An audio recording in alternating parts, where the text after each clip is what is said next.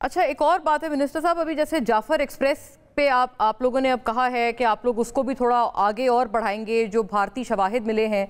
हमने गुज़िश्ता जितने प्रोग्राम किए, पीटीआई तो चलें वो अपोजिशन है, आप पे तनकीद करेंगे, उनकी तरफ से भी ये बात आई, लेकिन कुछ बड़े डेकोरेटेड सिक्योरिटी एक्सपर्ट्स की भी तरफ से ये वाली बात हमने सुनी अपने प्रोग्राम्स में। उन्होंने ऑन द रिकॉर्ड कहा कि जाफर एक्सप्रेस मामले पे आपको उस वक्त बेहतर इस बात को दुनिया को बताना चाहिए था, बावर कराना चाहिए था कि भारत के शवाहिद मिले हैं मुलव्विस होने के उस खुसूस सानिये में, जो कि आपकी तरफ से नहीं किया गया।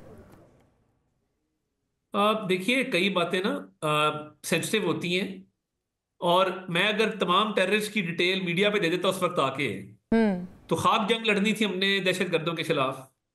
जितने इंटरनेशनल फोरम हैं, जहां जहां ये मालूमात जानी थी वो डिप्लोमेटिकली जा चुकी थी। डिप्लोमेटिक बैग होता है, डिप्लोमेटिक नॉर्म्स होते हैं, तो उसके मुताबिक ही आगे चला जाता है। तो बहुत सारा मुकदमा पाकिस्तान का लड़ा जा चुका। आपका क्या ख्याल है कि इस वक्त जो डिप्लोमेटिक और एक नैरेटिव वाली सक्सेस मिल रही है, ये बैठे बिठाए मिल गई? इस पे बड़ी मेहनत हुई है, और वजीर आजम ने भी जो अपनी तकरीर में कहा कि इसकी एक इम्पार्शियल और ट्रांसपेरेंट इन्वेस्टिगेशन करवा लें, उससे भारत के गुब्बारे से हवा निकल गई। और बहुत सारी इंफॉर्मेशन उसी वक्त शेयर कर ली गई थी जहां जहां वो शेयर होनी थी। तो ऑब्वियसली पब्लिक डोमेन में एक वक्त होता है चीजों के आने का, और हमने अब एक के बाद एक इनको जो शिकस्त दी है नैरेटिव डोमेन के अंदर, न्यूयॉर्क टाइम्स से लेके, इकोनॉमिस्ट से लेके, अल जजीरा से लेके, आप दुनिया की पब्लिकेशन देख लें, सारे कह रहे हैं कि भारत के पास कोई एविडेंस नहीं है और भारत का केस कमजोर है।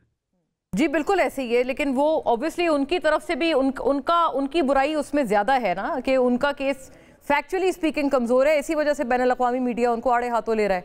लेकिन जो ये जाफर एक्सप्रेस वाली बात है, ये था मीडिया डोमेन के हवाले से एक डिस्कशन कि क्या मीडिया डोमेन में थोड़ा हमें और ज्यादा, आप उसको लॉस्ट अपॉर्चुनिटी नहीं समझते?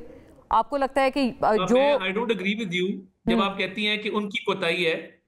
देखें, अगर हम सोए होते और हम प्रोएक्टिवली इसको डील ना करते, फॉल्स फ्लैग ऑपरेशन हमने कॉल आउट किया पहले आधे घंटे में। मैं टर्की में था, एंड मैंने पहले ये बात कभी नहीं की। जी सिंस यस, आप ये कह रही हैं कि भारत का इसमें ज्यादा कमाल है, जो कि मैं समझता हूं कि बड़ी मायूब बात है। मैंने पाकिस्तान ये ने नहीं कहा कमाल है, मैं कह रही जिस हूँ कि उनकी बुराई है ना, गलती, कमाल आप तो कह रही हैं मैंने उनकी गलती है जिसकी वजह से वो मतलब देखिए, भारत ने जो गलती करनी थी, अगर उसको हम ठीक तरीके से उसी वक्त कॉल आउट ना करते पहले आधे घंटे में कि ये फॉल्स फ्लैग ऑपरेशन है, where is the evidence, FIR गलत है आपकी, आप जाली वीडियोस लेके आ रहे हैं। देखें, हमने जो इनको एक्सपोज किया है वो, उसमें हमारी भी कुछ महारत है, अल्लाह ताला ने भी हमारी मदद की है, जिसमें मीडिया हाउसेस का, एंकर्स का बड़ा रोल है, बहुत सारे लोगों का, हमारी जेन जी का, हमारे मीमर्स का। But having said that, Bharat समझता था कि नैरेटिव डोमेन में उसका बड़ा जो है वो बड़ा मजबूत है, डिप्लोमेटिक डोमेन में बड़ा मजबूत है। बट पाकिस्तान ने अल्लाह ताला के फजल से, अल्लाह की मदद से उसको भरपूर काउंटर किया है, और वो इस पर कमजोर नजर आ रहे हैं।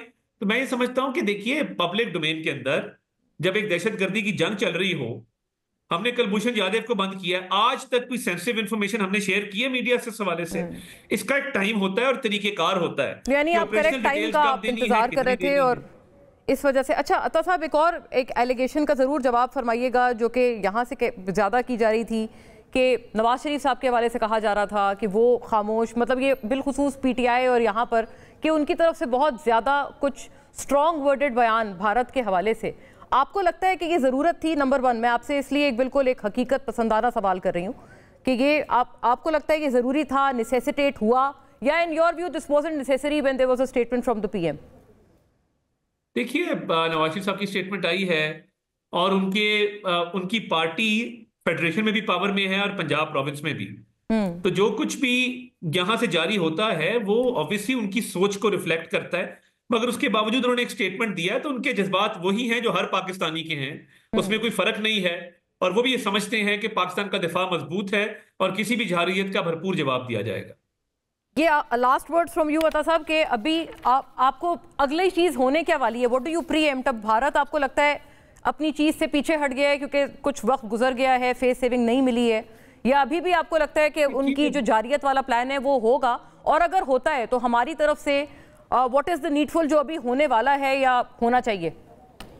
देखिए, हमारी अल्हम्दुलिल्लाह अच्छी स्ट्रैटेजी की वजह से अभी तक वो ये काम नहीं कर सके। मैंने उस दिन भी रात को आके उनका सारा प्लान एक्सपोज किया और पूरी दुनिया ने देखा।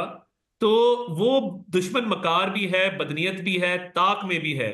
वो अपॉर्चुनिटी ढूंढ रहे हैं वो उसको अवेल जरूर करेंगे, और जब करेंगे पाकिस्तान का रिस्पॉन्स ऐसा होगा कि डिसाइसिव होगा। हम कभी पहल नहीं करते, मगर अपने दिफा के लिए हम इन दफा इंशाल्लाह मुंह तोड़ जवाब देंगे, इनको मुंह की खानी पड़ेगी।